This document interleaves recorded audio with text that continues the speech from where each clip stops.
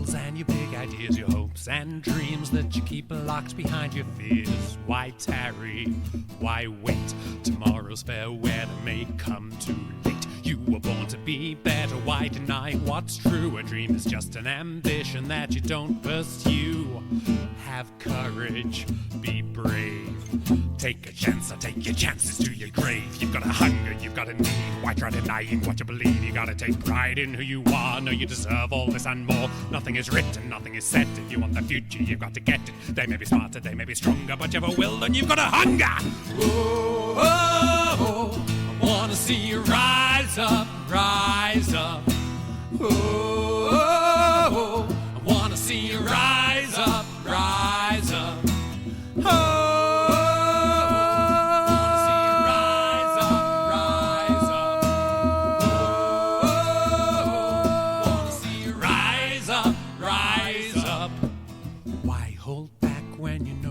Your heart desires, you wanna burn bright, then you know you've got to feed the fire. One flash, one flicker, one spark, and then your heart beats quicker. You're gonna fail and you're gonna fall, you're gonna gamble and lose it all. You're gonna bleed and you're gonna cry, but better to fail than never to try. Those are the risks when you're a contender, scars that mark you from a pretender. When the world knocks you down, then you get right back up again, sing it and show them all just who they're fucking with. Oh, oh, oh, I wanna see you rise up, rise up. Oh, oh, oh, I wanna see you rise up, rise up. Oh, oh,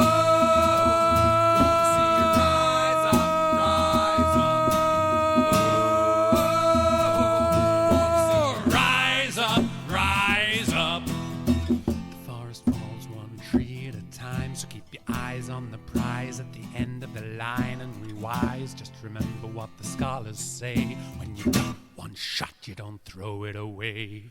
Oh, oh, oh, I wanna see you rise up, rise up. Oh, oh, oh, I wanna see you rise. Hello, everyone. Ben. Hello, mate. Fuck. That's, yeah. How to start off this stream. So this is going to be a fun, interesting thing. I hope you can, well, you can't, yeah, I can see my thing moving, so that's good. What a weekend. Hope they can't hear you. Let me change that. Yeah, it's changed everything again. It's really good. Right, say something? Yeah, spicy's one way of putting it. There we go. Right, they can hear you again. Oh, I'm so sorry. Yeah. This was interesting. So yeah, so welcome to the stream, and this is going to be about Cooper's, Cooper, their last event, and of the year, and my first ever event. Well, our first ever event. Yeah. Fuck, it was good. I had an absolutely great time. Oh, absolutely. I've got very few issues from that. Yeah. I mean, there are things that I am gonna vent about, because there was a couple of things that happened that made me go, why the fuck are you doing that for? It's like it's disrupted everything. I'd be happy to hear your opinion on that as someone who's actually been to other laid out LARPing events. Yeah. Well, we'll do that then. If I get my two bugbears out of the way. Yeah, always start with the bad. Start with the bad, and then we'll go on. And we'll just talk about. Then we can let the sun out. And then we can let everything else out, because believe me, the good outweighs the bad massively. Oh, massively. Massively. I also want to touch on camp attacks, because I know we talked about it last time, and it was something I was really looking forward to do. I wanted to see how they all went, because they're quite a contentious thing, and I see how they do it. They are always explained badly. They're always explained badly, and it was very interesting to see how it was done. So I mean, I'm quite happy with them. I got involved in loads of them. I think my kill count ended up in the low 20s. Well, bear in mind that what I told you about Chester last time, and the idea of a non-combatant. Yeah, Sometimes kill count is 1. you can. Chester's killed. Yeah, so there was a loads and loads of stuff. But yeah, Benson's in camp attacks are dope in my opinion. I think I do agree. I had a lot of fun, but there are contentious issues around them because they are talked about, I think, in the wrong way. So I'll try to put it across and stuff like that. When is he going just to hear how this went? Yeah, it was. Yeah, we'll get onto all the good stuff in about 5 minutes, I think. Hello, Mama Reby. I hope you're doing all right. So first bad point for me, OC camping. Yeah. That That was was. awful. It's like being at a festival. It was truly awful. There's so many people in there, no organisation, let everybody camp where they want, and that was it. It was like Camp Tetris. It really It was. really, really was really bad. So where I was camped, in my my little tent, I had to walk through so many things, and it was just like this, constantly. I And was at the complete rear end of the camp. I had to cross really, so many guy lines and bits and pitch black to get back to my tent. yeah, I mean at like 2:30 in the morning with my torch or my phone, like my phone torch, and I'm just like looking around, and it's just like And you're already slightly tipsy from the from the tavern. I didn't really drink that much, to be honest. So I made the mistake on the first night of doing it. it was because I've given up. I'd given up alcohol because I'm trying to lose weight, and then I got there and I was bought a drink, and that was fine. So I just thought, well, as long as I'm not going massively overboard, I'll be all right. And I didn't. I had like 3 or 4 drinks each night, and I was fine. Yeah, so it was. Yeah, so I was there on Thursday, and I got my camp put in. That was fine. There was a path through, and I camped just off of it, and that was fine. But then by Friday, when I thought, oh, I need to move all my stuff from here down to our camp, all my armor, weapons, my IC stuff, I then put in. I was then walking past everything. The bits that were put up to put a path through, they were just ripped. Temps were put wherever they wanted, and it was crazy. So yeah, but I am going to come on to camp attacks. Hey Dawn, you'll like it. It was an interesting one, but yeah. So the camping just became an absolute mess. But so many people there. I just think it would have been easy if you could try to organise it, even if there was a path like that, just that big. Yeah. So that you could just walk through single file. Sorry, That wasn't my end. That was, I think, you. That was my end, yeah. That was direct out of my end. Yeah, so if they had that there, that would have been perfect, I think. And then just We also have had all the these tents weird in a line. parts on the path where it kind of flared out into like a sort of cul-de-sac. roundabout almost. Yeah, And the amount, it doesn't sound like much, but if you narrowed each one down to the standard size of a path, you'd probably be able to fit another 10, 15 tents into it. yeah. So I think that's something to look at. But I know they're looking into all of this sort of stuff. So it's all fine. And yeah, but that's just a very, very small portion there. Yeah. So the other my third, actually, I have 3. So the second one was completely out of their control. My tent exploded. You know, the first night, the Friday But just night, when it went into the wet weather, yeah? where we had all of the torrential downpour. Yeah. So part above my door, the seam went. Oh. So it wasn't dripping in. It all sort of pulled. It was running in. And then went down the seam, so I didn't heal it. So my tent was just slowly filling up. So my tent and everything was wet through completely. So a lot of my Saturday was a write-off. I mean, I came in and back and forth, but I had to constantly come back up to the event building and check on it because they were trying to get the tumble dryers working, but they were broken. And that but they had everything there. We tried to get my stuff dried out, so a lot of it couldn't. So I went to bed Saturday night under a damp duvet. So I was lying there freezing. You know, you're so cold, your feet hurt. Yeah. Yeah, I was like that for an hour. And I then made the mistake of leaving my duvet on a ground sheet when I went out, thinking, "Oh, it's going to be perfectly warm." Get back, it's like, "Oh no, oh, winter has come and it's in my bed sheets." I know.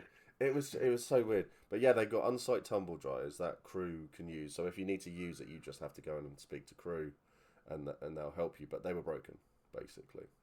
So it was really frustrating. So I was laying under this cold duvet for an hour. My feet hurt, and I just had to lay there until my body heat basically dried out the inside of the duvet. And I had this nice dry bit. That was it. And I had to lay there and not move. Mm. And then I just passed out, and I slept for like 6 hours. So it was fine. So that was totally fine. The little airbed that I had was really, really comfortable. So it was all right. So that was it. So this is my big one. And this was the refs. Some of the refs that happened. So on the Saturday evening, hey Reby, hey Panda. On the Saturday evening, there was an attempt made to summon a demon, which was very exciting. I was really looking forward to it. The refs did warn the players and just say, look, it's your first time, you will probably fail, blah, blah, blah, which was fine. So what happened was this wonderful, wonderful character called Glam, who was really interesting to chat to. Yes, I was in Teutonia. Your assumptions are correct, Ben. So we did this. So basically, Glam did this warding, and that was great. I was watching it, and I thought the way they did it was really good. It was really interesting. It was like 4 or 5 minutes of role play to do it, and that was fine. And they wouldn't know if it has succeeded or not until, well, if a demon had appeared and the ward had failed, the demon would have ran rampant. Yeah, you would have caused all of us problems. It would have been hilarious. It would have been so fun. Yes, bring a necromancer to the tubes. Necromancy is fun. It's recycling. It really, yeah. I've got involved in a lot of conversations about that, and it was really, really good. So they did that, and then my thought was you'd do that, and then you'd let Nick come in and do his demon summon thing as well, and then the rest would just wait till it's all done and go, a demon is here, the ward failed, have fun. Or the ward failed, the summon failed. And that would be it. Didn't happen like that. Glam did the ward. They basically said, yep, it failed, but you don't know in character. And then there was like a 10-15 minute inquisition with the refs and the players talking about ways to improve what they did and try to get a learning experience, while we were all stood there waiting for Nick to be able to try to summon a demon. Then Nick did his thing, which was it was so funny. Him just giving abuse to an imp that wasn't even there. It was hilarious to watch. He did such a good job on it. Then the same thing happened, but it was like a half-hour inquisition. And they were all there. Players were putting their oar in. The refs were putting their oar in. And I was just like, wouldn't it be easier?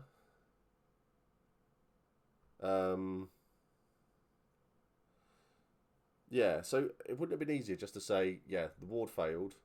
When Felix has done his bit, we'll see what's happening there. And if it both fails, then what we'll do is we'll bring you both over here away from everyone, and we'll have a chat about what you need to do things you can do to improve and potentially succeed next time. So it was all a learning experience. But no, it all happened like that. So me, Rost and Laura, we got bored and we walked away. We went and sat by the fire instead. It was just a really weird way of doing it. It seems like something that should happen afterwards. It's like a Yes. sort of opt-in. That was exactly Let's talk it. about this. Yeah, let them do it all, and then at the end, go, blah blah blah. Let's go off and have a quick chat, and we'll get it and we'll talk you through what happened. Icy Ways, right from what you told me, not roleplay tips, just things that they hadn't hit. Yeah, it was like a way of saying you needed to do all of these things to summon something or do a ward or do that. And that was what went on. And it was very odd. It was very, very bizarre. And it seemed a bit counterintuitive to me. I would have let them both do it, succeed or fail, and then at the end of it, go and say, this failed, this failed. Let's take you off away from everybody, so then you can get and talk you through things. They have a criteria sheet, same with rituals, I believe, for it succeeds and fails. Yeah, so I mean the sheet's fine. The rules are fine. I believe that the implementation of it all wasn't ideal at that situation, because there was like 20 of us stood around watching, and then we all stood there as the rest were giving their opinions on why it failed and stuff and what they would have done differently. It's just like, do this away from people and after everyone's done. Yeah, after the chain of events is fully concluded. Yeah, exactly. So it was an interesting thing. It was a bit of a weird one, but that was it, really, for the negativity side of it. I suppose not even negativity. I suppose it's just constructive, and it's and that. So I mean, I am. This stream will be taken off and handed over to a proper editor that I've actually hired. To go with the couple of vlogs that I've done, the few vlogs that I did in the field, not IC obviously, but so yeah, I'm going to put a little thing together from the editor, and then I'm going to let Stu know my thoughts. So if he listens, he does. If he doesn't, he doesn't. But I just try to keep it all constructive, you know. Yeah. So what about you? Did you have any bad? No, the only criticism I had was the one which you also hit on the head, which was the out of character camping. Yeah. Just as a person who's been in the scouts since I was young enough to join it, and the leader, just watching the camp go up like that, it was like, oh no. Yes. Yeah. Ah, Bolam, how you doing, man?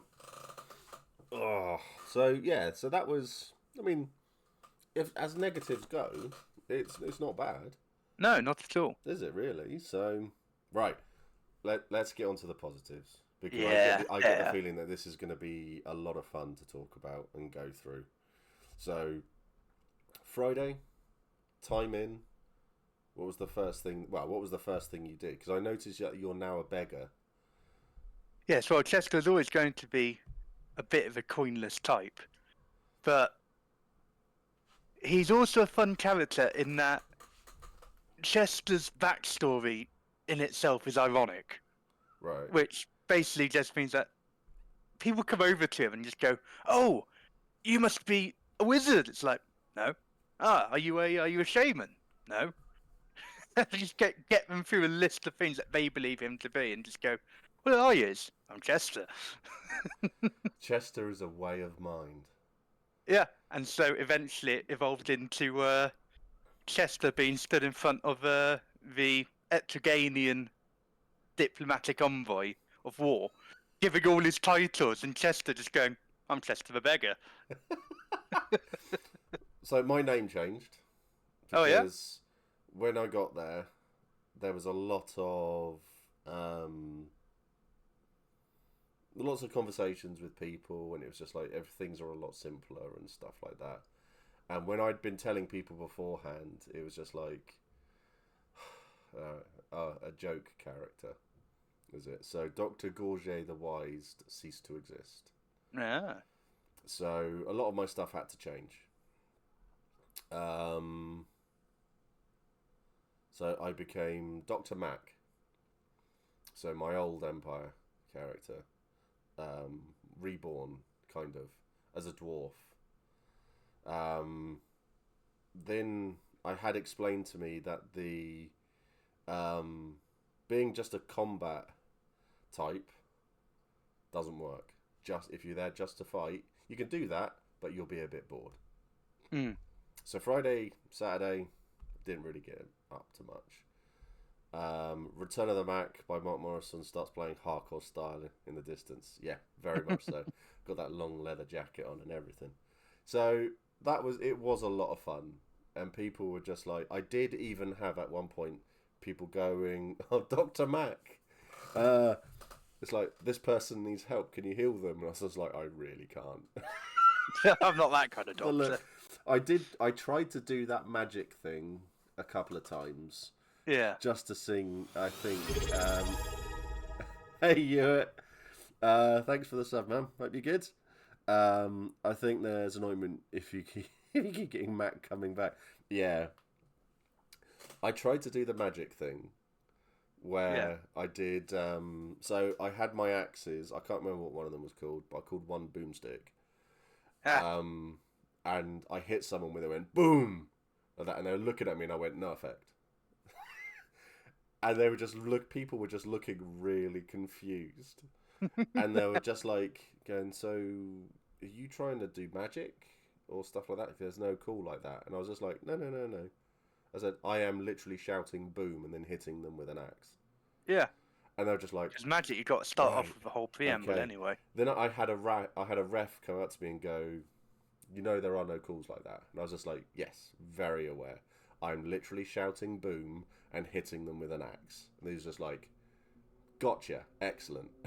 That was it. So I had a lot of fun with that to start off with. Then I got bored with it quite quickly, and the looks that I was getting, so I just stopped. With it. Then I just went back to doing what I did.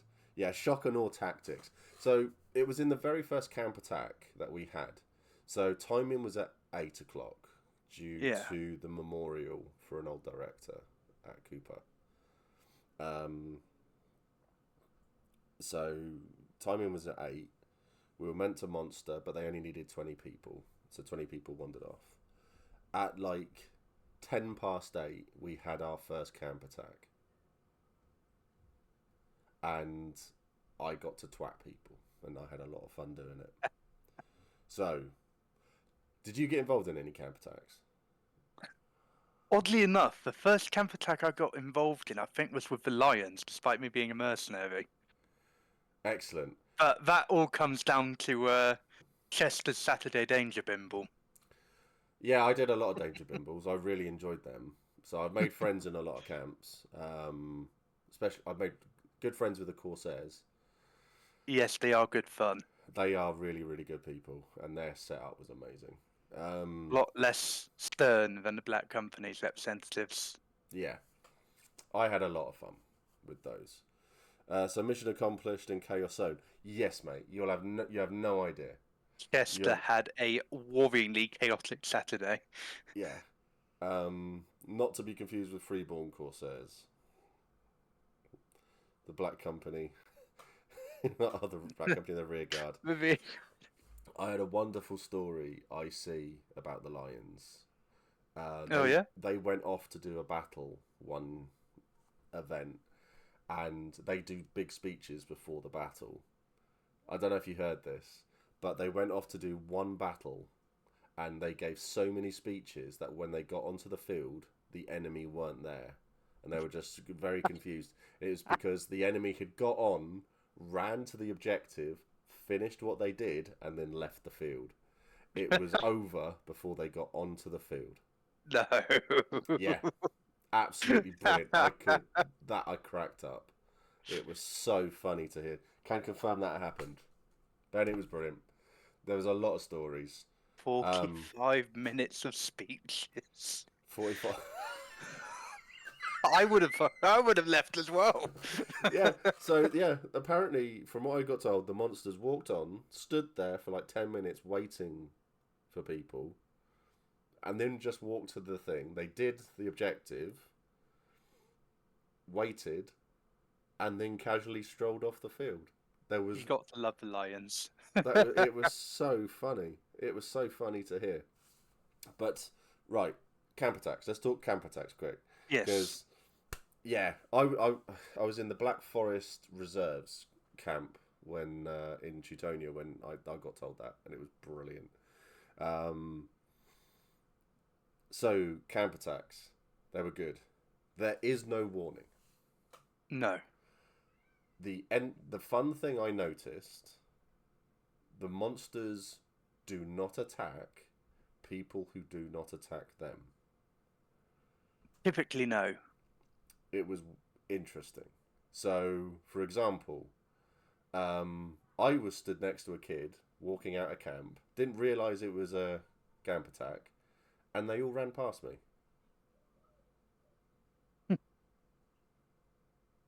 Oh yeah, or gate guards or stuff like that, but they were few and far between. We mercenaries, on the one camp attack I was there for, I felt particularly sorry for the attackers because that evening we just signed a new charter dictating that if the camp is to come under attack, every mercenary will muster to defend it. And so in comes a wave of enemies, obviously expecting the usual Black Company type defence, met with the entire mercenary force sweeping out the gate. That was awesome. That's really cool. It set the Black Company on manoeuvres at the time, so we defended the entire camp without even the Black Company showing up to fight. So yes, we were the biggest faction this year as well, I think. Yeah, we had 150 of us in Teutonia, which was good. So yeah, so it was really strange because the monsters were walking towards us, and I had this kid who was just like, he just said to me, he goes, "Can you like?" It was just like, "My dad's over there." He goes, "I'm not allowed to walk out here of my own." He goes, "And if you're walking that way, can you just walk me to my dad? He's just like over there." And I was just like, "Yeah, it's fine." So we walked out, and the monsters were there, screaming, "No weapons drawn!"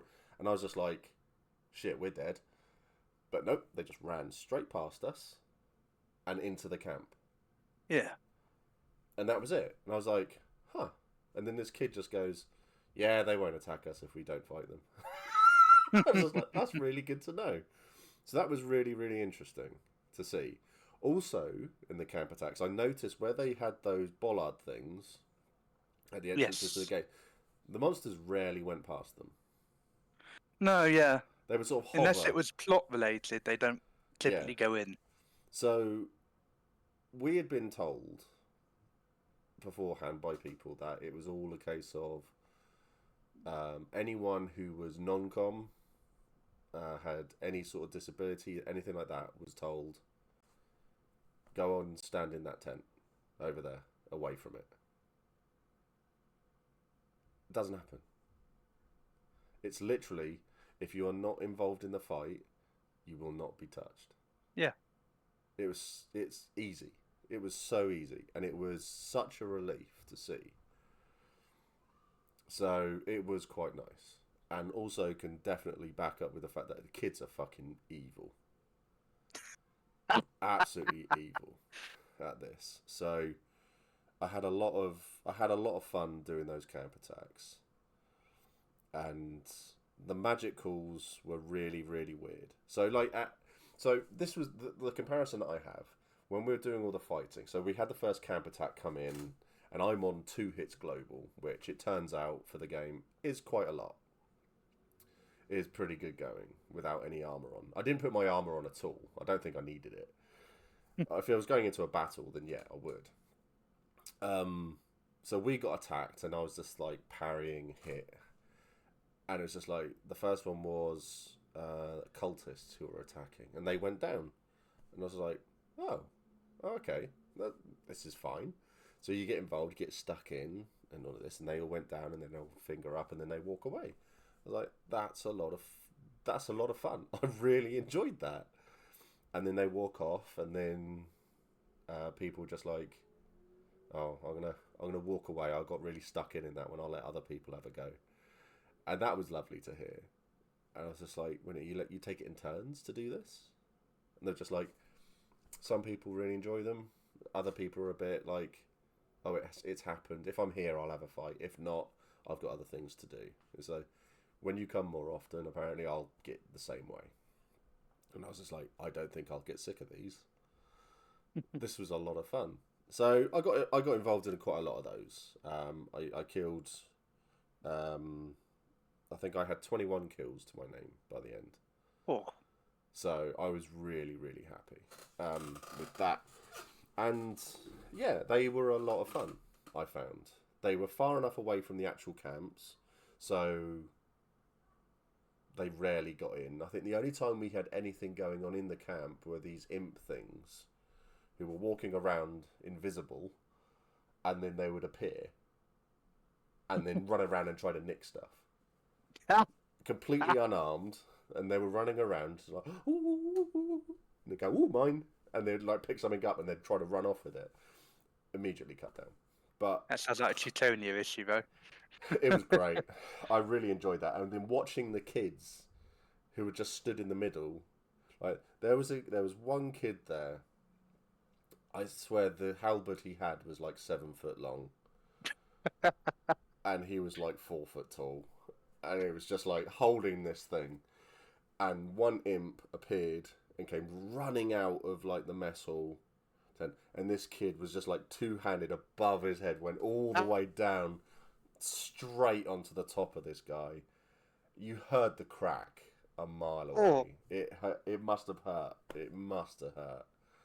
But the monster, fair play to him, went poof, just went straight down. It was just lying there. And then every now and again, like his foot and his hand would twitch.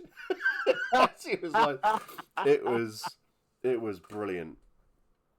Oh dear, it was so good. No worries, man. No worries. Have fun editing. All good. It was all, but that was a lot of fun. So the camp attacks were a very interesting thing to be involved in. So it's like when we went off on a danger bimble, we were walking past a group of people who were like tucked away in a bush. And Laura turned around to us and said, I think we should go into this camp here.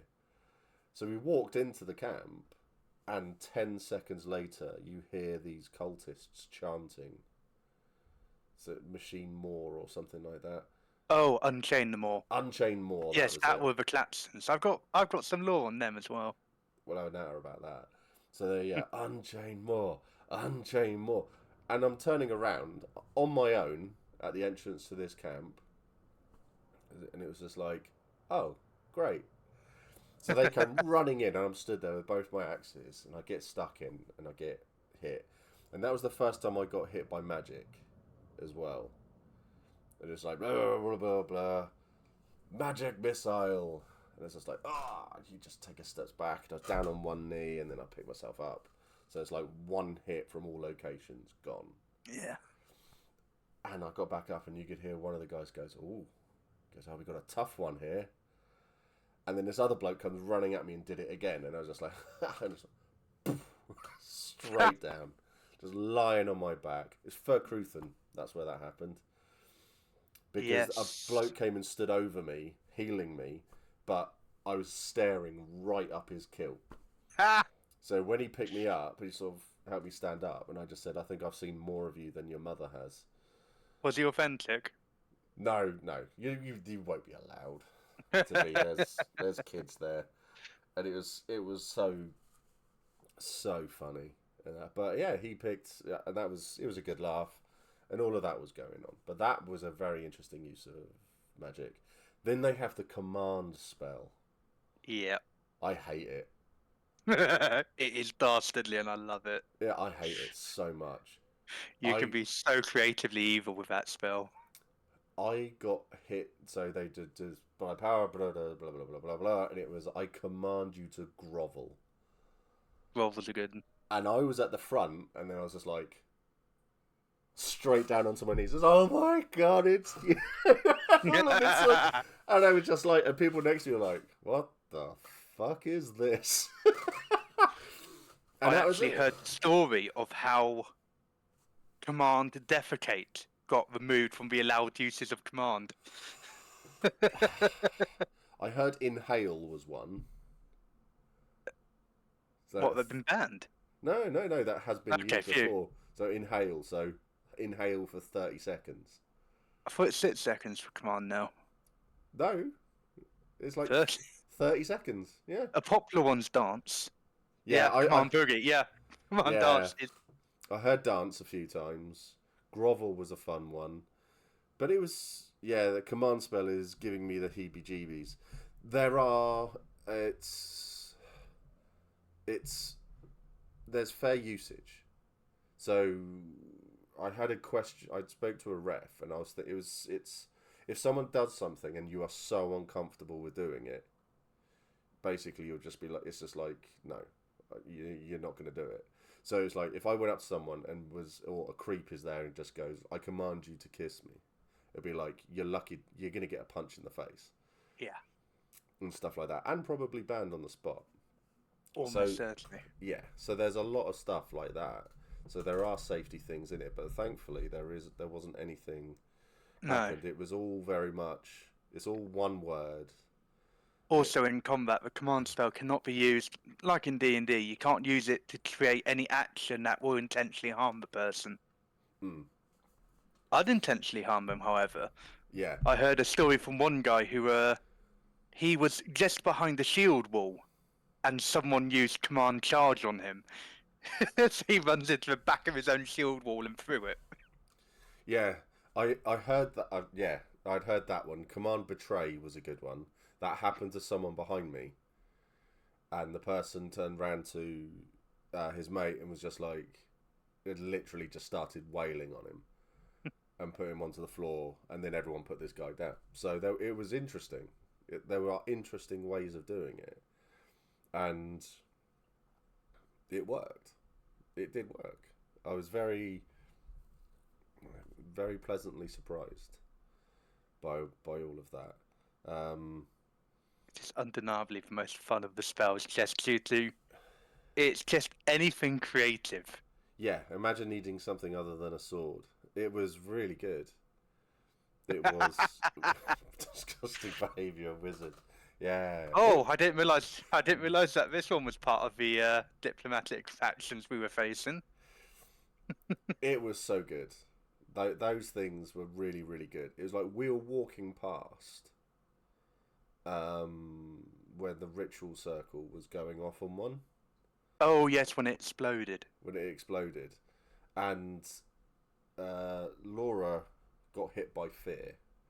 So a ref just wandered up because I think I was eating my hot dog. And I was walking past, and the ref walked past me, went to Laura and just went, fear.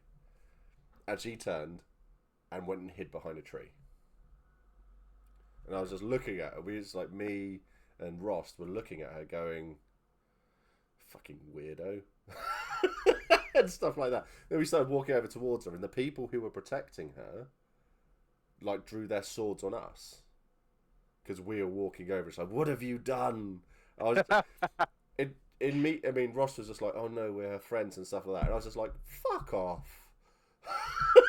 And, you know, I was I was de-escalating. Got lucky then. I was de-escalating. I told him to fuck off. So... One of my mates was off for a walk when the magic circle was going a bit awry, and it caused someone's arm to explode. There was a wonderful moment though. It's like the Beastkin were an interesting add to the game. So yes. I was chatting to a fawn. There was a fawn in Teutonia, and her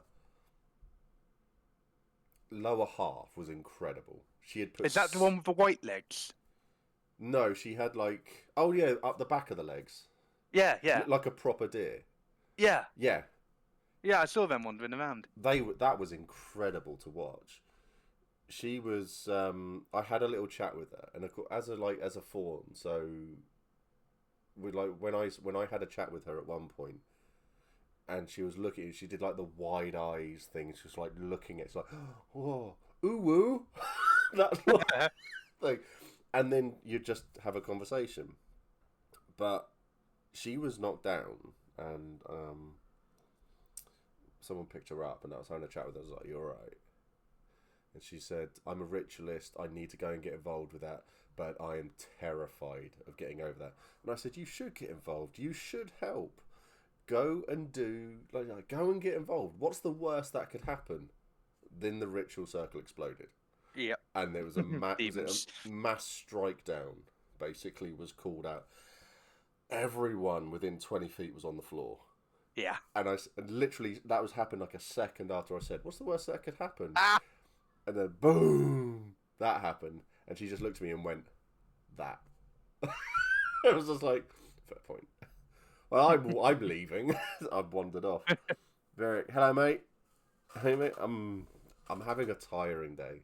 I've slept a lot today. What sleep? Yeah. Yeah, breaking the fabric of reality, risk, and irrational behaviour.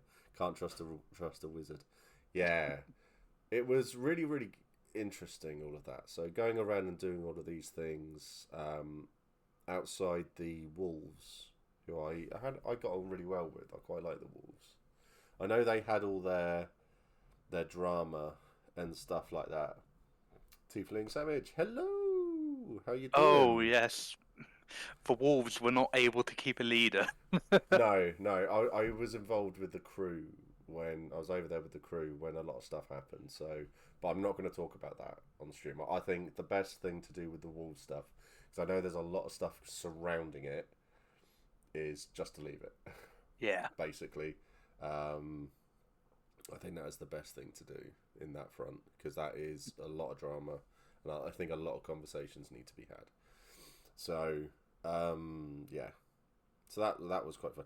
But yeah, so I was outside the wolves, and I got involved in their camp attack when that happened, and that was an interesting one, because at one point, some bloke, as we were hitting people, and some bloke turned round and he screamed in my face, just roared in my face. So I did it back, and he died. And I was just like, it's like, okay, that was interesting, and yeah, and a lot of people, the wolves who I was fighting with, were just like, well, I've never seen that before. But it was good. I really enjoyed that. I did really, really enjoy it. And so there was lots and lots of chats. But I did have a chat with someone on one of the evenings. So a guy who I know from Urizen at Empire, Simon. It was lovely to see him. I hadn't seen him for a while. And he had a chat with me, and he said, "So what am I doing?" And I was like, "I'm just a fighter." And he goes, "You're going to get bored. Very bored, very quickly." So he said, "You need to find something else to get involved in." And thankfully, the Saturday morning, after I put all my stuff out of the tent and put it aside and everything, I got interested in were creatures. Yeah. So I was walking around and I was talking to everybody about were creatures. So I went to the college and said, "Do you have any information on were creatures?" I also play a character who can't read or write. But I can read maps. That was a bizarre thing. Oh, it's shapes, aren't they? Yeah, exactly. So I was with people and they were like, "Oh, so what do you make of this?" I was just like, "I have no fucking clue. Give it back." And they were just like, "Oh, we got this." It's like, "Oh, shit, can anyone read a map?" And I was like, "Oh, I can." Out of all of the things, it was just so weird. So weird. But it was all good. So I was going around a lot looking into were creatures and all of this, and asking all these questions, going into the wolves, speaking to those people about werewolves, funnily enough. Finding out there was a were-dragon out there. There's weird things about animals in this game. It really is. So, because someone's a necromancer who wanted to make an army of squirrels, undead squirrels who can go foraging. That was bizarre, but epic. Really, really good. Automate the foraging system. Yeah, yeah. So I got involved. I was going around doing all of this stuff, and then that led me to a place where I could meditate. Did you meditate at all? I did not. It did not seem like Chester's kind of thing, and I was far too often in far too many plot-relevant situations to be able to leave. Yeah. So like, what sort of stuff? I mean, Well, as a beggar. bear in mind that none of these involve begging, and yet it just seemed that I can't walk 5 paces Hmm. without plot striking me in the head and dragging me behind a bush. So, you had the whole diplomatic summit on the Saturday, where the factions were talking to these 2 representatives from the southern continent about the use of magic and not using magic and all of that. Okay. Chester somehow bumbles his way into being stood next to our guy's war representative as he's discussing terms of war with them. So becomes the first to learn about a war going on. He Excellent. somehow stumbles across an insurrection inside of Algaia itself, Mm. and then ends up, yeah, on the legendary Saturday evening danger bimble, where a single walk to the tavern took all of about 2 hours to get that distance. Because the amount of stuff that just reached out and dragged him into it unwillingly. Someone um, lovingly has just put a picture up in the Teutonia Discord, and it says, "Inside you there were 2 wolves. Both are now dead."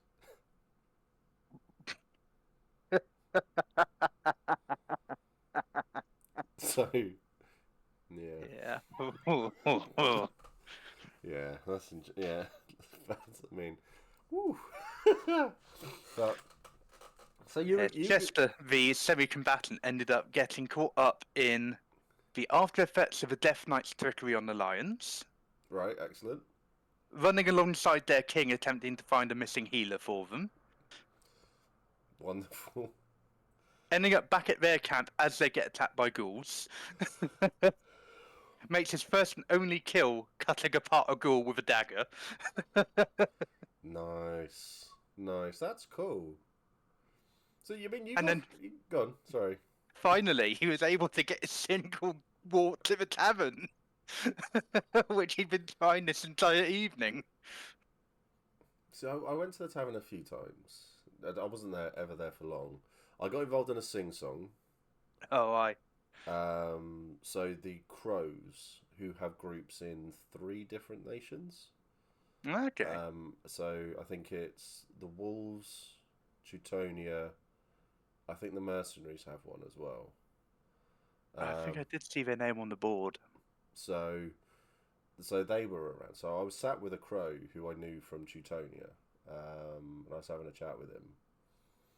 Then they started singing, and I got involved with that. So that was really nice because it was just like my group weren't there, so I was just sat there on my own, and yeah, just chilled, had a bit of a sing song, and that was lovely. It was really, really nice.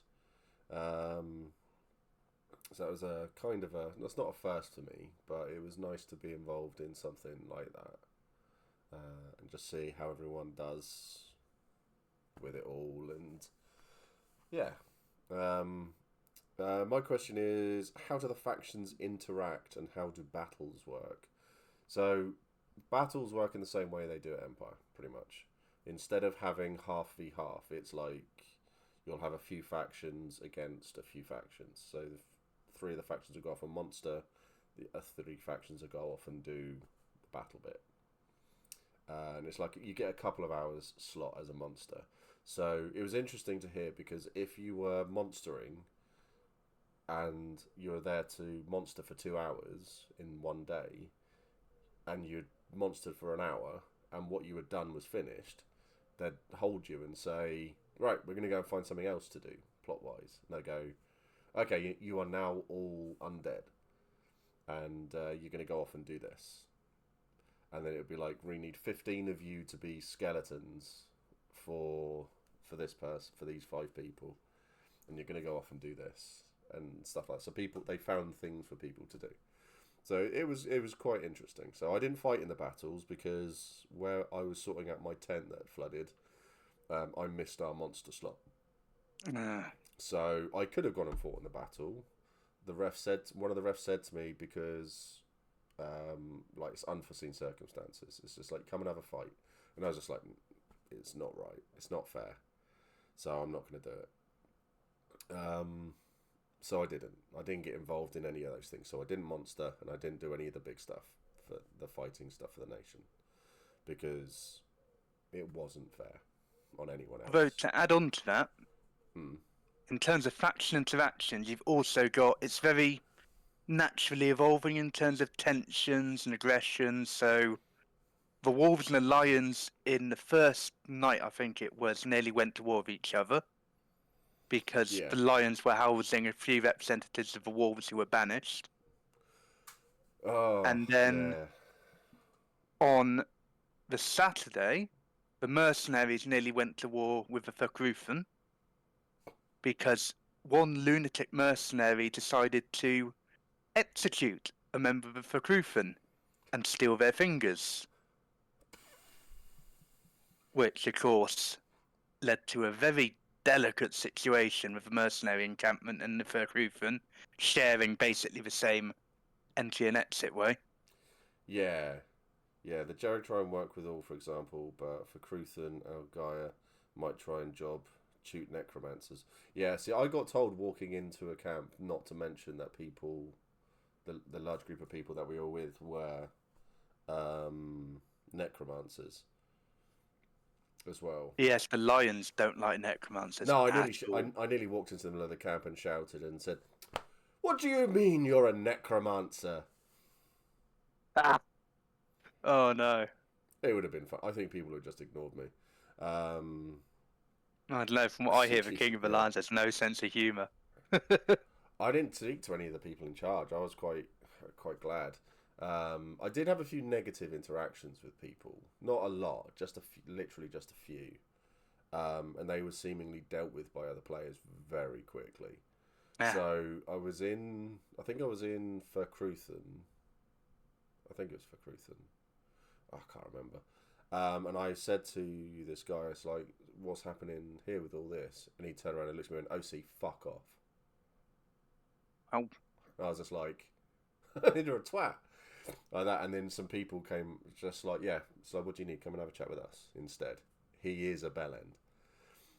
And I walked off and I had a chat with them. And then you could see one of the people who came over to get me grab a ref, tell them what happened, and then the ref was straight over to him. Yeah. It's just like, what's your fucking problem, basically?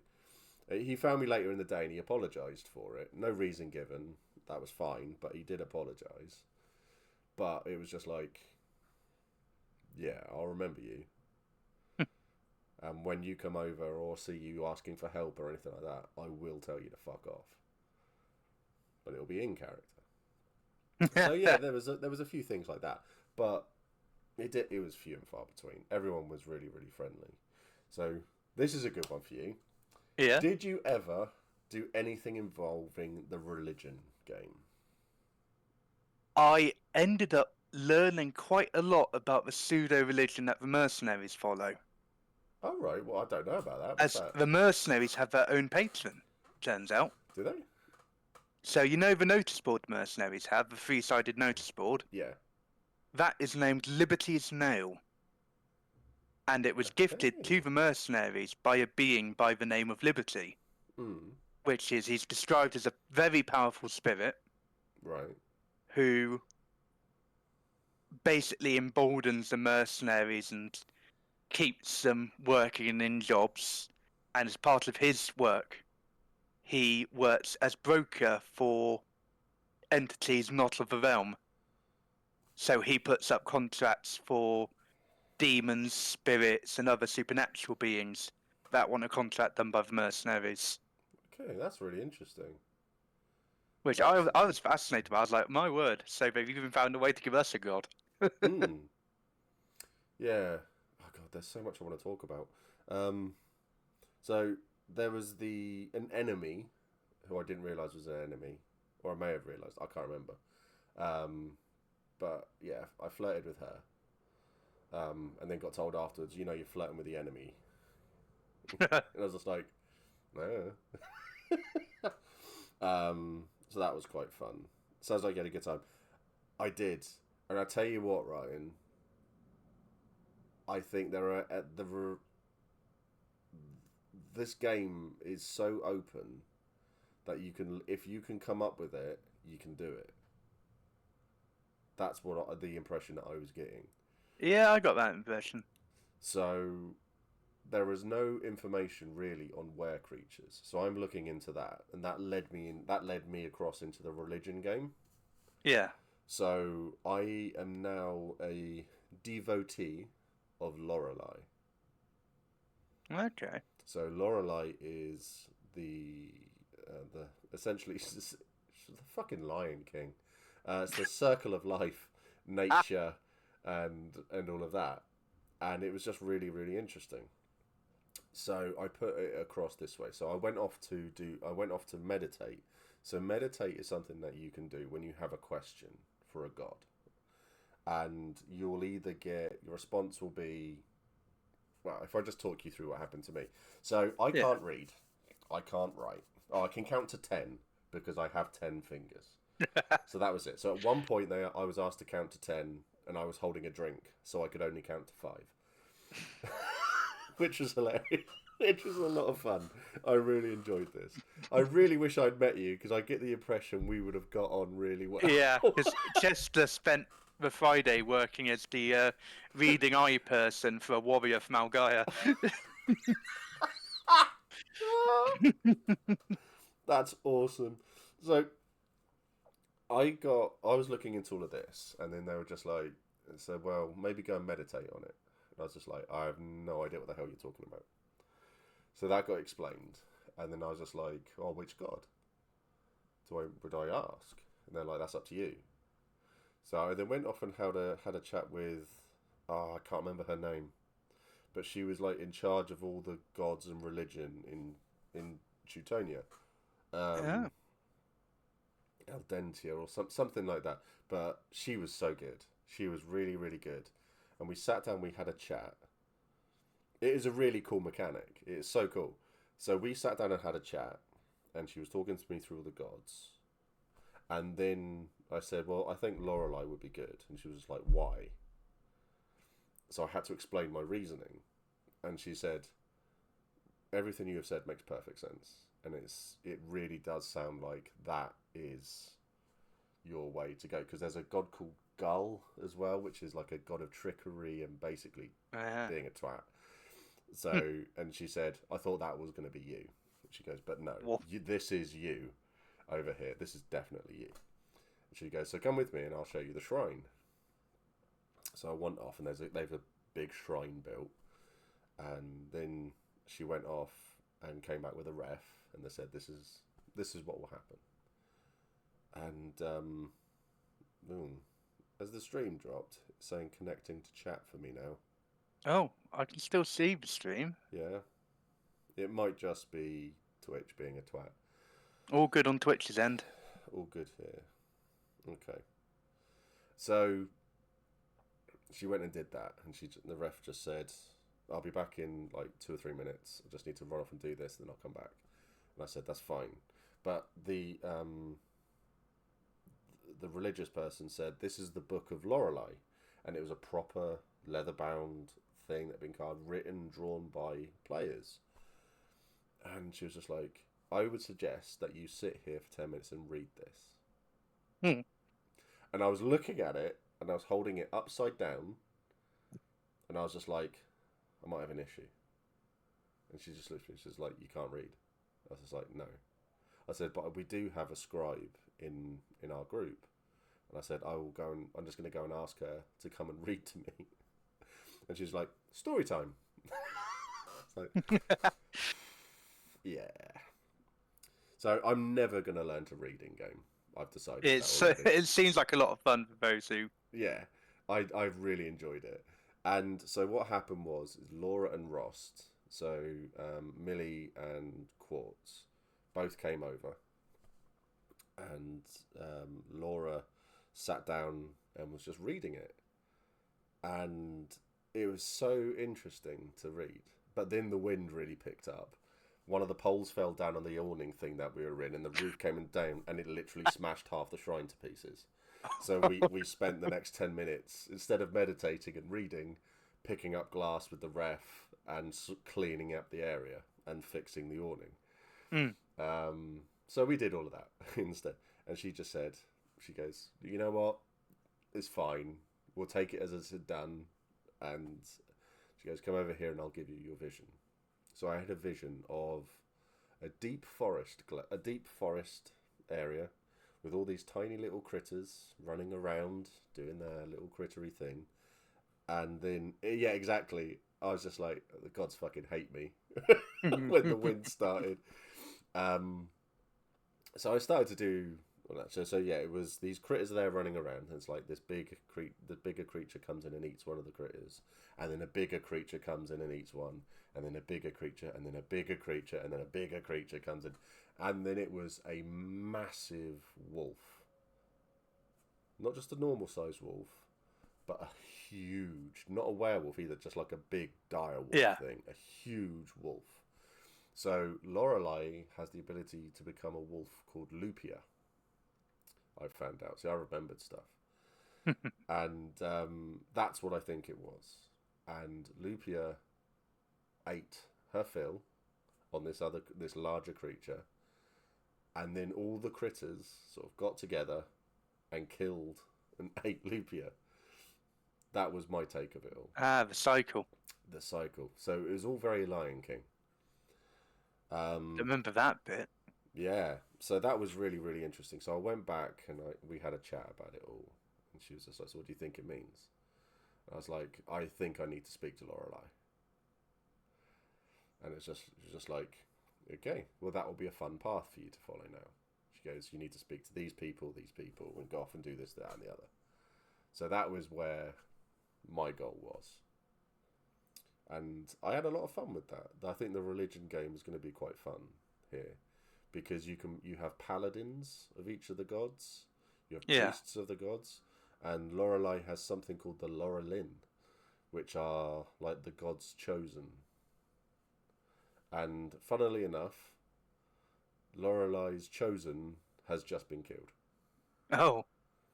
So my plan. My bad. You're bad. My bad. My plan is to go, that's what I want. I want to do that. I also want to become, I don't know, some creature of some sort. Aye.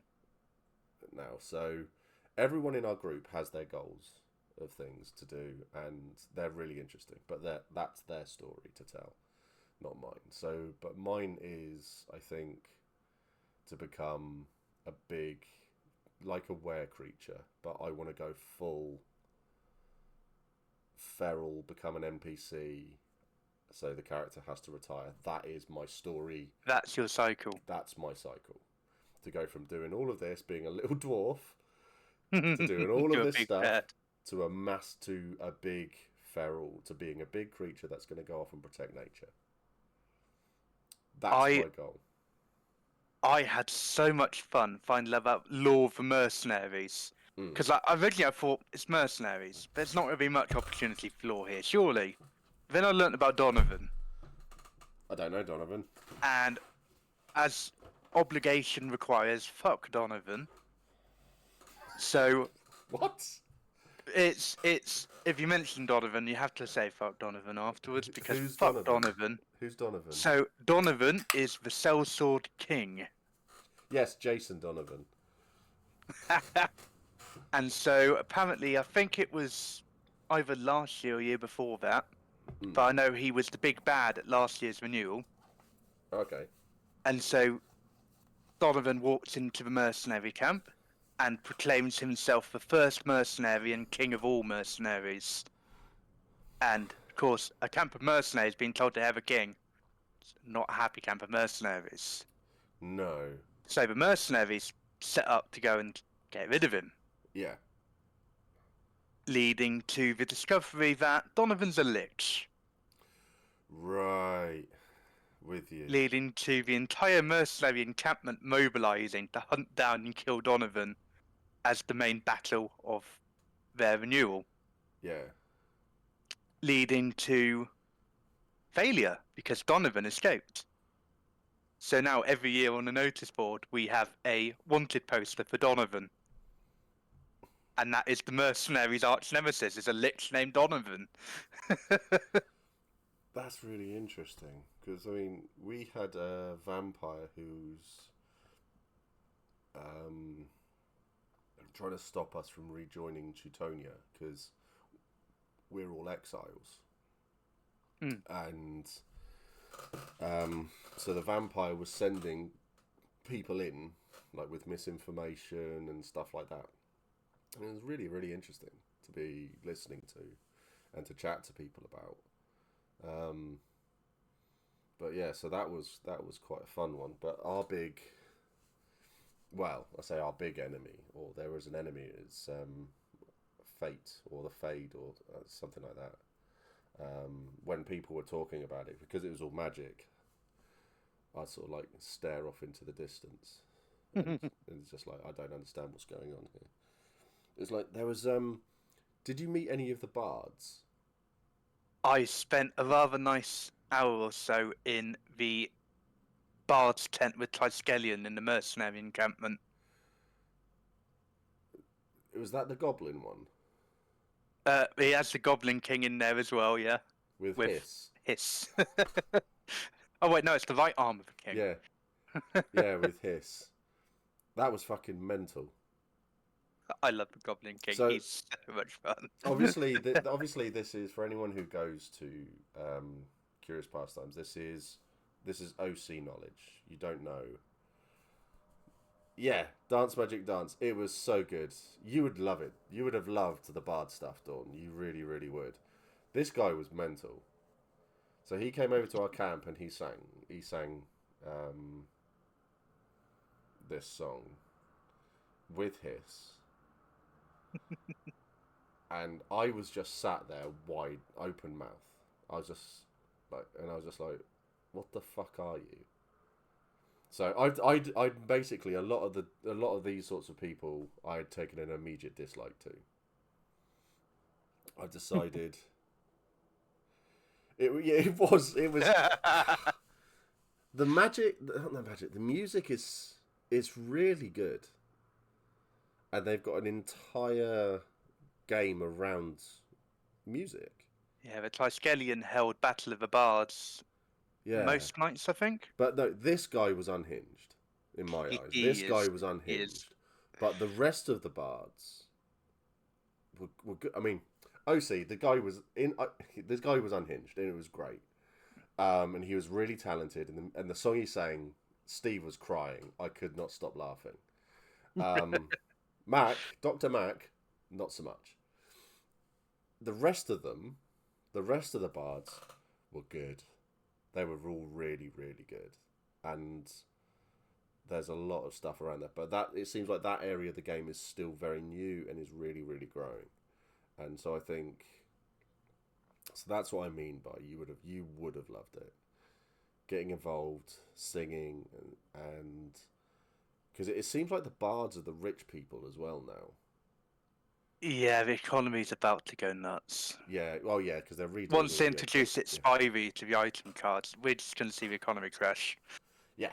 Oh yeah. Several of the traders already planning hedge funds. Yeah, I would. So, but you would have. Yeah, you would have done well. You'd do well, Dawn. You really would. It was just. Yeah, it was enjoyable. Very, very enjoyable. So yeah, don't take that in a bad way. As a tangent, do you know much about the goblin lore? No, I avoided a lot of the goblins. Oh well, I say I avoided it. I was outside the lions because one of their gate guards is a goblin, isn't he? Is he in the lions? I think it was the lions. Oh, I think I must have missed that one. Yeah, quite a tall guy. He was like 6'3". Oh, yes, I know who you're talking about now. Yeah. Yeah, I got on really well with that one. that was fine because he had quite a bad sense. He had quite a very, I suppose, a dirty sense of humour. So we hit it off quite nicely. The rest of the house I was with went into the camp and then sort of went off. And so I thought I'd have a look for them, and I couldn't see them, so I just stayed at the gate. And I thought, yeah, if someone attacks, I'll be here doing this. The rest of my lot are enjoying your hospitality. So that was a lot of fun. So yeah, the goblins are one of the very interesting cases where I think the players have kind of just developed their own lore and community around it. So Goblin Society is under what's called a hatocracy, which means the goblin with the biggest and most impressive hat is the lead goblin. Right, so that's why we had the Goblin King. And also Bigwig, who wore Yeah. Bigwig. But they both accepted the other as leaders, as all hail the Goblin King. Yeah, they both had fancy hats. They both accepted the other as leader. Yeah. It was good. I mean, that side of it was very, very fun, and Lord Hiss and all of that. So it's like, Weirdly enough, he's a really sound person out of character as well. Like when he drops the voice, it is startling. I can imagine his throat must be dead. Yeah, I thought my throat was bad. He probably can't speak right now. No, probably not. I mean, we were talking about because you were doing a big gravelly thing, weren't you? Yeah, Chester sounds like this. Yeah, I see. I couldn't imagine. And oh god, the Saturday evening, I was like, I've made a terrible error. Yeah, very, very much so. But yeah, like my group the group I'm in have decided that we need to sit down and start bringing some music into the game. Ooh. Around our camp and stuff like that. So, because Quartz, who's in our group, he's also in a group called the Reapers Empire in the league. He brought his guitar and we sat down and me and him sang a few songs and that was really cool. It was really, really cool. There's one thing I thought some of the camps were lacking a bit was the interactivity that sort of like pulls you in. It's like with Mercenaries camp, we had our bards in the tent playing music all the time. We had the college where people just go and read up lore for the world. And then we also had things like the Corsairs with their magic map. Yeah, like, that things was that amazing. people could go along and do. Yeah. The Corsair and stuff like was the amazing. campfire always being lit as well as a major one, because on Saturday when I was dipping it down, sitting in front of that, drying off your clothes was so good. But yeah, I can imagine. I mean, there were people there drying stuff off, but you could see it was taking ages. So, but that was all fine. But yeah, we wanted to do. I mean, we forgot the fire pit for our group. So I think if we had had a fire pit and more chairs, and we had a bit of music going, we would have had people coming over to us, sitting down, having a drink, and having a chat, and we would have got that people coming over to like get involved. You also had the disadvantage that you had arguably the least accessible camp for in-character movement, where because you go down left to the first Teutonia part, Yeah. and if someone doesn't tell you otherwise, you might just think that's Teutonia's camp. Yeah, you didn't realise. You wouldn't think to go past the tavern, past the food stands, and down again. Because you kind of like, there's that separation in your mind that this is where the food and drinks are, this is semi-end character. Surely there's nothing past this. It was really, yeah. If you didn't if you walked into that first Teutonia camp and went all the way to the bottom of it, you would have seen on the right, there's a little walkway bit. Yeah. Oh, and then I can go through, and then, right, there's the caravans over there, the crows are over there, the shrine is there. So there was that. But if you didn't know that bit was there, you wouldn't have even looked.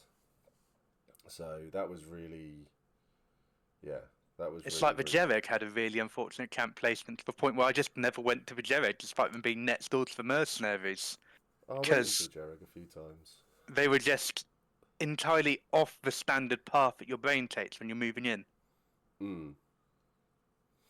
Yeah, there was. I mean, as the scout camp goes, it was good because it's just one big loop. Oh yeah. and you can walk off of all of it. So if you wanted to go, if you were lost, you just keep walking and you'd follow the path all the way around. Although next time I'm gonna have to bring some rock breaker pegs. That ground is terrible for pitching a tent. Yeah, it was. Yeah, it wasn't great at all. Um, but I mean, what can you do? Was the site like in comparison to Empire? Small, much smaller. But it was very directed. So I mean, if I go back to the opening screen, that's literally part of the map of the site. So give me 2 seconds.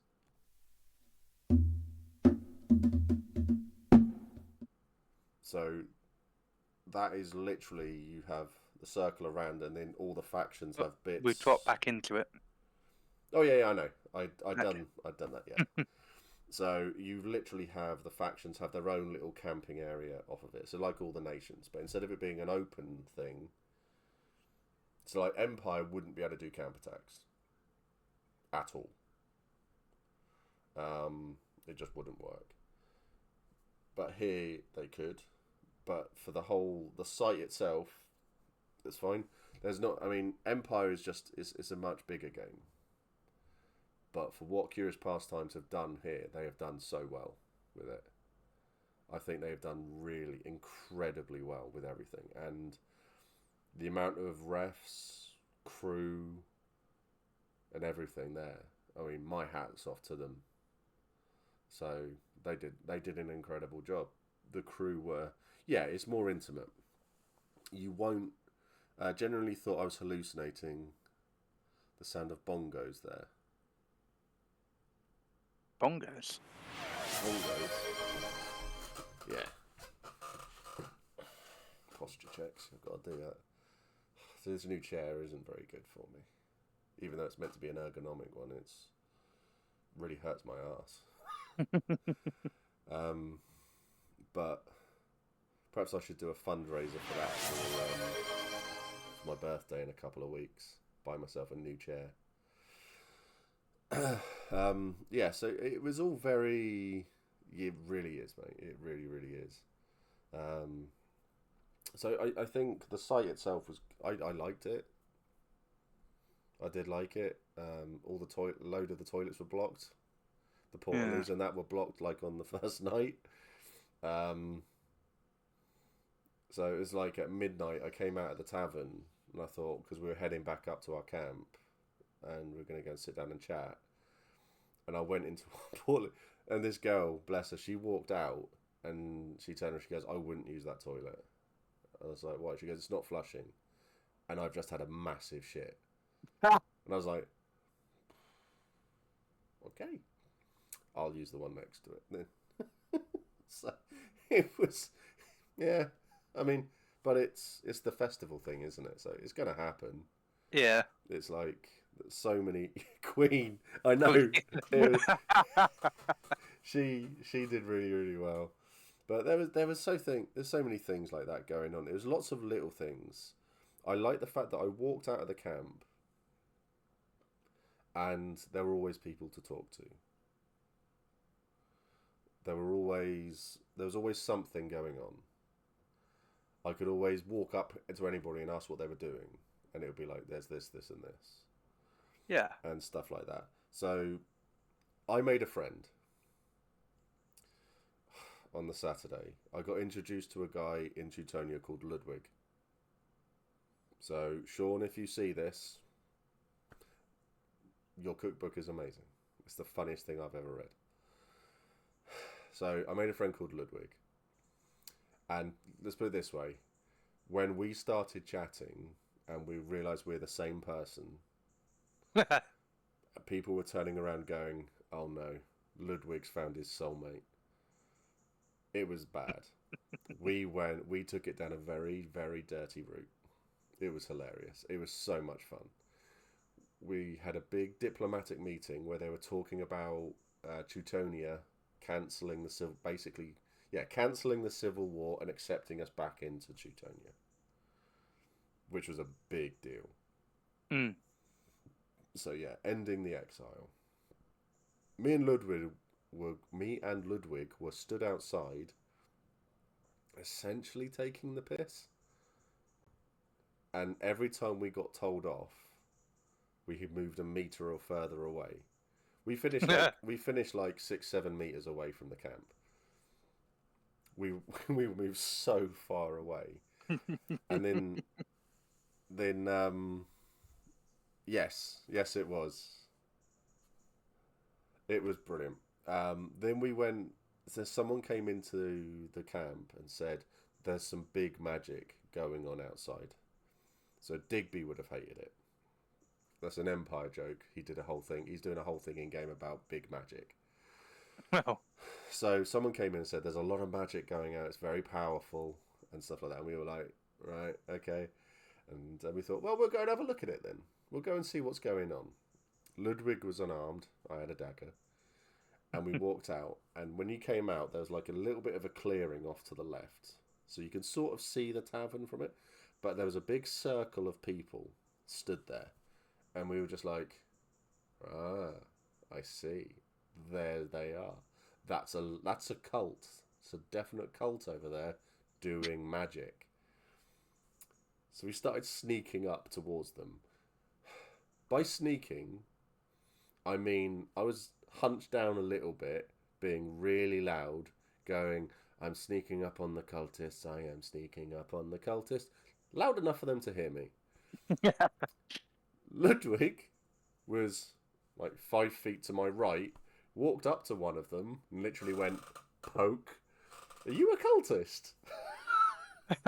y'all with a cult.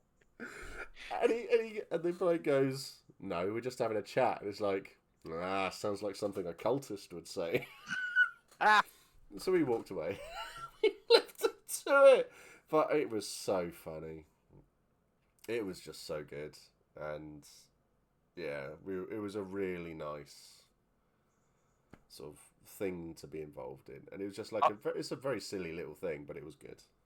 I seem to have a weird ability with stealth for the simple fact that my outfit makes me almost indistinguishable if I'm monstering or actually a member of a faction. Like, it's just this, I've got leather belt with rope carrying it in place and a ratty old coat over it.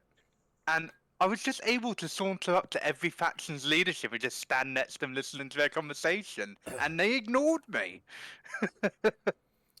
The amount of stuff I learned about each of the factions simply by listening to their private conversations and not being told to fuck off. I mean, it's so easy. I mean, listening gets you so far. I'm terrible at listening, but I enjoy listening into other people's conversations. So I can tell this one. So, did you meet a god? I did not know. I met 2. Really? So I met Bacchus and had a little chat, and that was fine. May have flirted slightly with him, because, you know, that's what I do. Then I met Mortis, the goddess of death. May have flirted with her as well. How'd you end up meeting them? They were in camp. They literally walked into camp. Oh. So powerful, they'll walk in. So, because the magic is on like a 3-tier system. Yeah. So, and as a player, you can really only ever get to level 2. Yeah, and then I walked into a tree. And I flirted with that too. Yeah, I might as well do, to be honest. It was I don't even know what it was. But there was a large blob creature that I bumped into one of the evenings. Was that the bush? Or it might have been a bush then. I don't know, but they had a bush that eats people. Yeah, they had a sheet over their head. Yeah, probably the bush that eats people then. Yeah, I flirted with that. Yeah. And I threatened to turn enemies into handbags. You know, I somehow almost managed to reverse rob a highwayman. Thank you, Panda. Yes, you did call it. Lucas! Or Chris, as I should say. Oh my god, I've got all your family are here. All the Reebies. That's his brother Reeby. We've got Mama Reeby. We've got Reeby. Now we've got brother Reeby. Whoa. Excellent. All the Reeby. All the Reeby. Yeah. I need to get a shot. Um, But yeah, It's like a so rabies I shot. was on the first night wandering along, and the highwayman jumps out, goes, "Give me all your money," and I'm stood there, my ragged coat, my rope-made belt, and I just open up the coat to show I've not got any weapons or any pouches on me. I just go, "Could I possibly have a coin?" And he sends me on my way. That's brilliant. That's really, really cool. Because you get given 2 silver, don't you, Yes, at I the hid that beginning? well. You hit that well. So how much silver have you got on you at the moment then? Just 2? I have got 1 silver. Taxes. Uh, out of character buying a gold bar off a friend. Uh, I have got 6. Oh, So that's 1.5 gold. it's going to be brilliant when the economy crashes next year. Really, really is. Totes not getting people to join the hefty cult. Yeah, we are heading that way, that's for sure. It's not a cult, it's a family. All collected under one charismatic individual following the same dogmatic beliefs and individualism. Well, Wait, when we meet that individual, let me know. is that not you? Really not me. Oh no, So, the train's lost the rails. yeah. But yeah, so the gods just walked around because they're powerful enough. So with the 3 tier things, so Yeah, like Nick can do tier 2 some stuff. A lot of people can do tier 2 stuff. I think you can get 1 sphere in 2, and then 1 sphere in 1, yeah, and that. So you're calling all of those magical calls. So magic missile or spirit bolt or something like that, which was quite cool. And then we went off to basically have a chat at the mess and everything like that. And then she said, sadly, I am related to this gremlin, yes. Oh dear. So then I got told that Mortis is in camp. Would you like to meet the goddess of death? And I was just like, It's like, well, yeah, definitely. Thinking to myself, I should have said, would she like to have the pleasure of meeting me? ha, But yeah, got to have a chat. Met her paladin, who was like twice the size of me. oof. Yeah, it's like, so it was quite a fun thing, and having a little chat and like about. It was quite interesting because she said she gave Laura a boon to bring her closer to her.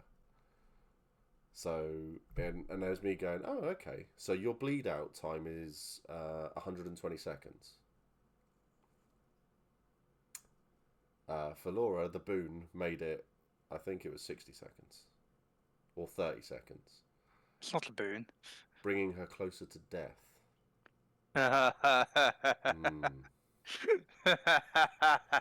It was very close. It was really well done.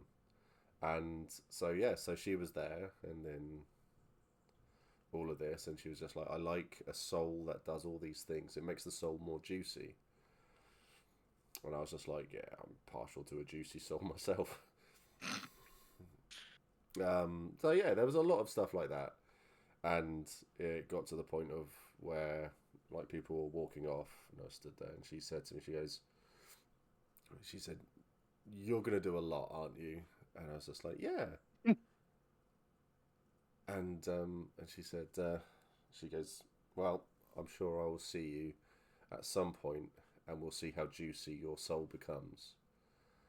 And I was just like, "It will be succulent." And I said, and so like, she's just like, "I don't know how to talk to you properly." Bleeped out a god achievement unlocked. I was just like, done and done. Wow. I've seen a lot of things. This I'm not comfortable with. Oh no!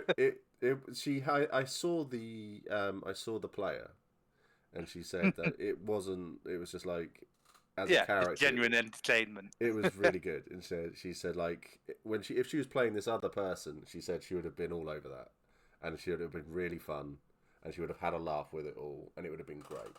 Because but with this character, it's just like, yeah, there is no comedy. This is about death and all of that. And I was just like, yeah, it's fine. It's fine. I did have I had a whale of time with them. So Helen has asked the ultimate question: what would we give it out of 10? Ooh, Mm. and that's not fair on me, so I've got nothing to compare it to. But you can give your experience as a whole. This isn't a comparison. This Yeah, yeah. is what would you rate your experience out of 10? I would say that considering the first thought I had when driving out of that gate in my car was, can't wait for the next one. I think it has to be a 10. That immediately my thoughts on the next one. Seriously, 10 out of 10. Yeah. It's been 4 days of walking around in the outdoors, having a blast of a time, Mm. meeting new friends, and just enjoying what I enjoy. Yeah, that's really, really good. I've been at worse campsites than it, and well, Yeah, the camping situation was a bit different to what I'm used to. I know it's nothing unusual in terms no. of campsite management. Mm. So, yeah, I'd say, 10 out of 10. yeah, I'm looking forward to the next one. I will be at the next one. Yeah, yeah. I'm looking forward to it. I am going to go again. I think I would like to recruit more people to come Yes, to I was join. on my own, and that was a very difficult thing to muscle. I had two friends in Algaia, but of course they're off doing the Algaian stuff. You So I could was basically operating as a free mercenary the entire time, ricocheting between camps and encounters with random yeah. people. See, I wish I had come and found you. I was very difficult to find because I was just there was no point where I was in the same location. Yeah. So yeah, I mean yeah, you'd have been more than welcome to come up and hang with us as well and just sit down and chill out. So you would have been more than welcome. But I think I would like to see if I want to if other people would like to come along and hang out and do some things, and all of that. So as a slight tangent, I bumped into a friend who I have not seen for like 15 years. Wow. So, oh no, maybe about 10 years. So he did Empire very early on and then left, and I hadn't seen Oh, him. I'm catching the chat now. You're what? Oh, my chat just went weird. Okay, it might be a Twitch thing. It just refreshes your chat every now and again. Who knows? Okay. Um, so yeah, I bumped into so he was literally camped opposite us. And I hadn't seen him for like 10 odd years. So that was lovely. That was Yeah. wonderful to see and to yeah, really really good to see him. He actually got engaged the night before. Wow. So So I mean, it was yeah, just a big old weekend. There was a lot to take in. I feel like I got involved in a lot. I did a lot. I pushed my own story. So Hmm. because it feels like there is plot going on in the game. So there's the big meta that goes on for the world as a whole. Then each faction has its own little meta going Yes. on as well, which everyone is involved in. And then you have your own plot as well, because it feels like the game that Curious Pastimes want to promote your own story. It also seems that the main plot rotates between which faction is the sort of motivating force. Yeah, So, like in this one, the Algaia were heavily involved due to their league plotline they had going on in the whole negotiations debacle. Because while trying to negotiate, they're also trying to placate a rebellion within their own faction that's trying to join the enemy side. right. Okay, that's quite interesting. So, but I found that all of that was going on, but I love the idea of the game saying, right, we want you all to promote your own story as well. Hmm. So, because they have the research forms that you can fill out, Yes. which I promptly forgot to do. So I'm going to have to email in and say, is it possible to do this over an email? To see what they say. So fingers crossed. But promoting your own story, because they want you to get from where you are and your goal as a character. They want you to get from A to B, and they want to encourage you to do it. So I want to pursue that. So I've got my goal in mind. I want to do stuff and work, potentially meet Lorelei. I've already decided how my interaction with her will go. It's really obvious. Yes, bump into them and flirt with them. Well, yeah, I'm going to do that, but it's yeah, obviously. But it's going to be down to, because everyone refers to the gods as their name and stuff like that, but I'm not going to, because she is very like lunar based, because cosmology is a massive part of the game. Please don't call God Moon. I was just going to call her Moon. Okay. But I was going to refer to her as my Moon, because I thought that's an interesting one. And it kind of links in with what I want to do as a character. Yeah. And I thought it worked quite well.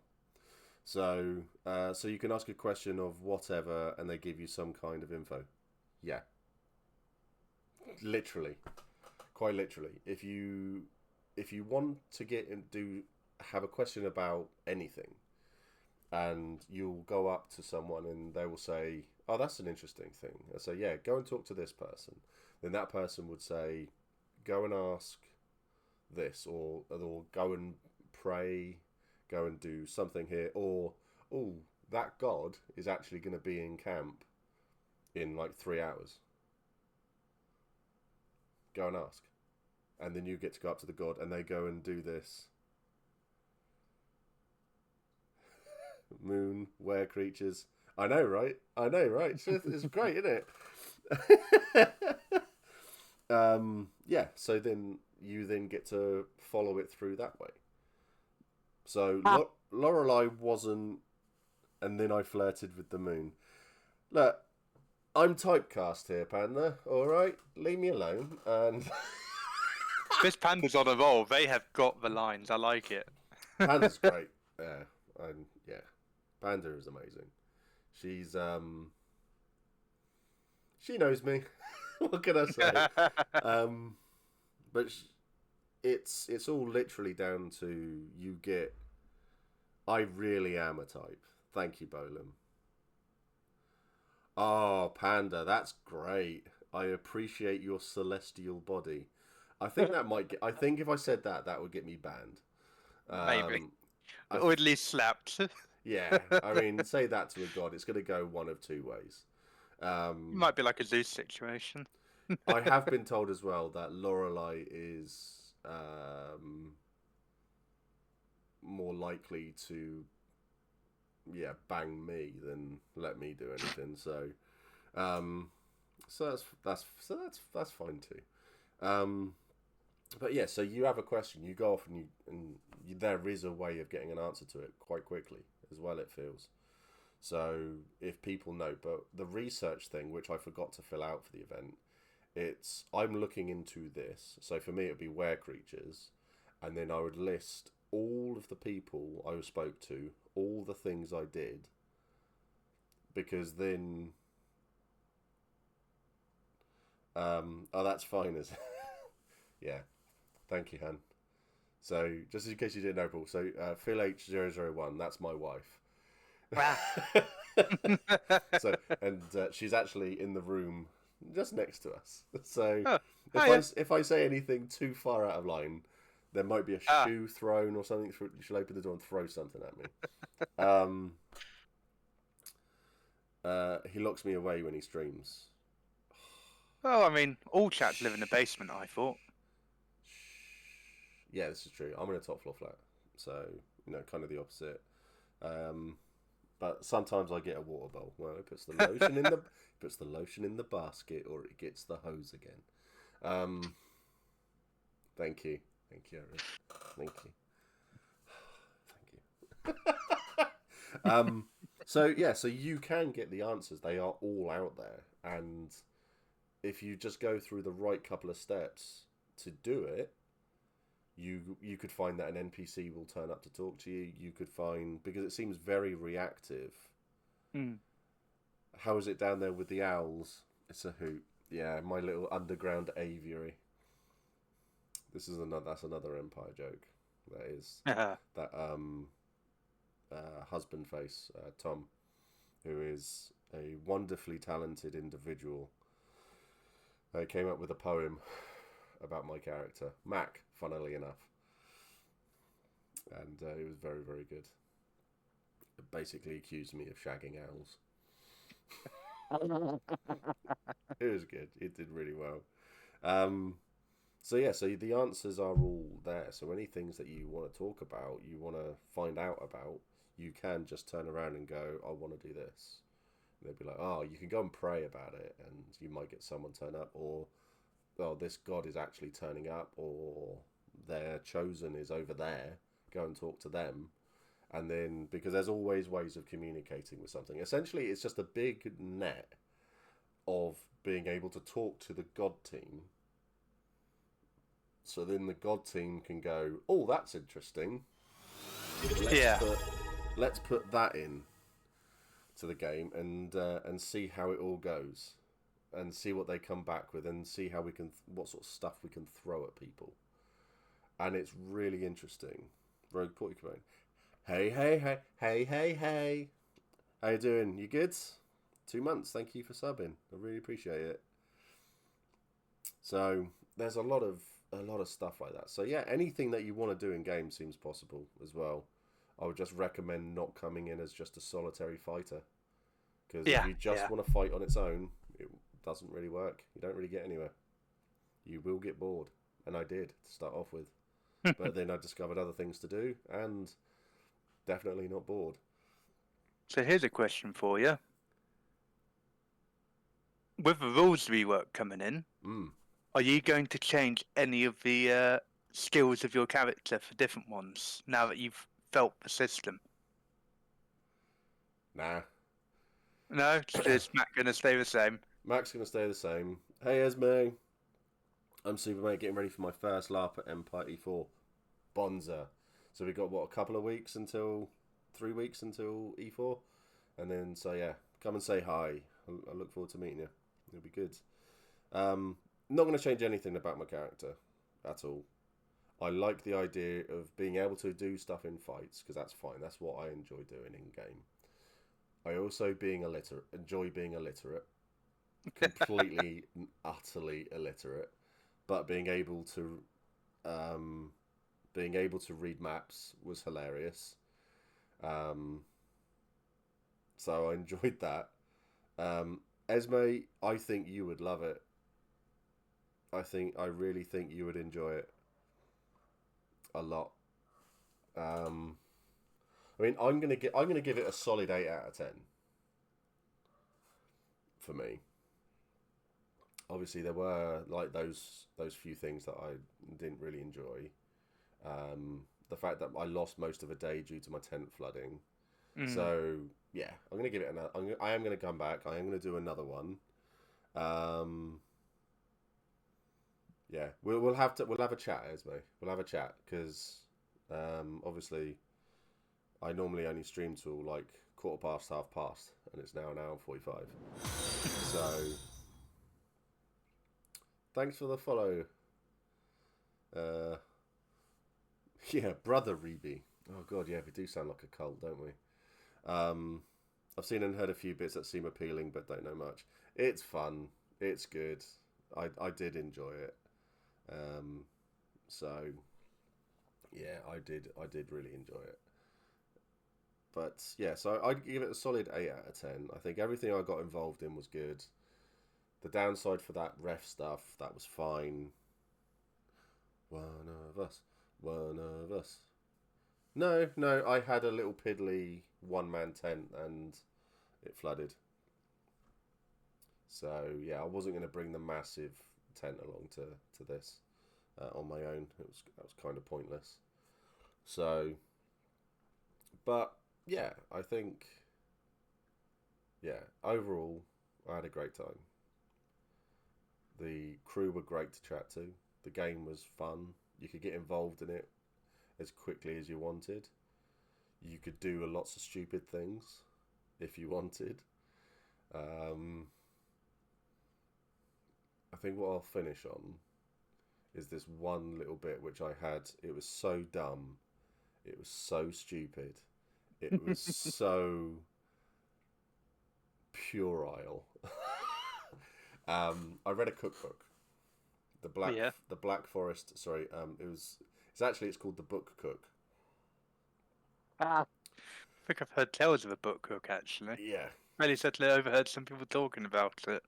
And I was reading through it all, and the big thing was the it wasn't the milk pit.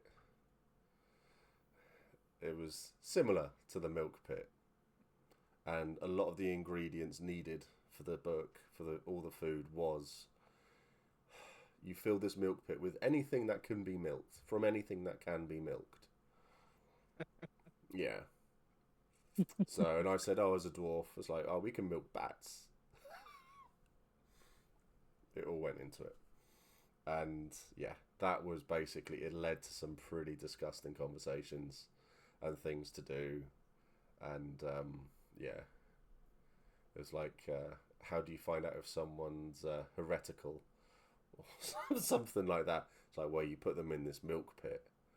And it's like, okay, so how are they heretical from that? It's like, well, if they're in it for 5 minutes and survive, then they are heretical and you need to execute them.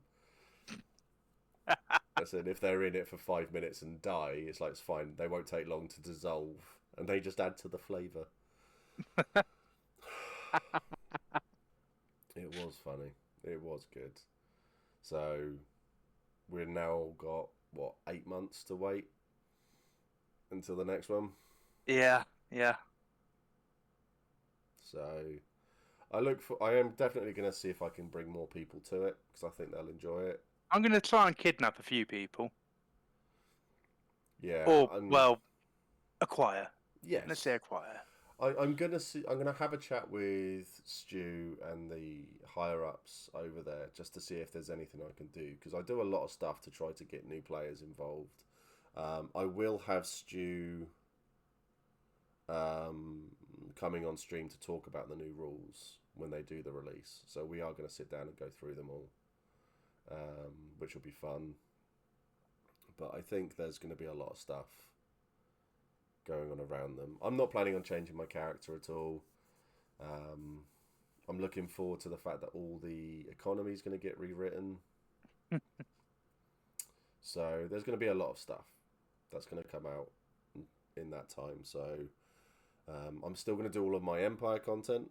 I'm going to do more Curious Pastimes content as well. And obviously you've got Men Here's Fate coming out next year, and I'm going to do Men Here's Fate content as well.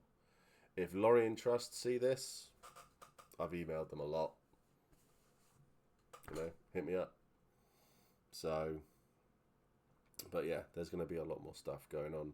So yeah, if your friends want to come along and do anything, I'm more than happy to have them on, talk about the game from my limited experience and talk to them and hopefully build up their keen. So have a chat with them and yeah. I'm more than happy. I'm sure to they'd be happy to. They've got their own little group. They've got people they've met at the event too. Yeah. So I can put you in contact with them. Yeah, let's see what they got. I mean, Discords are a thing as well, so it'll be good. I should bump into your E4 at some point, as I'm also going into Wintermark. That'll be cool. Well, we'll have the pub, so the Rowdy Raven. So yeah, come say hi. Come and have a drink. Yeah, but no, it was good, as you can tell, because we've been going for an hour and 50, and Oh, Jesus, have we? And we haven't shut up. It's been really good. So we are gonna go and raid someone. Yes, Smith, you need to come down. You need to bring your funky trousers down with you.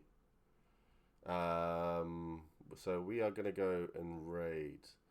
I'm actually gonna go and raid a friend of mine from the Marches now. Kai, lovely guy.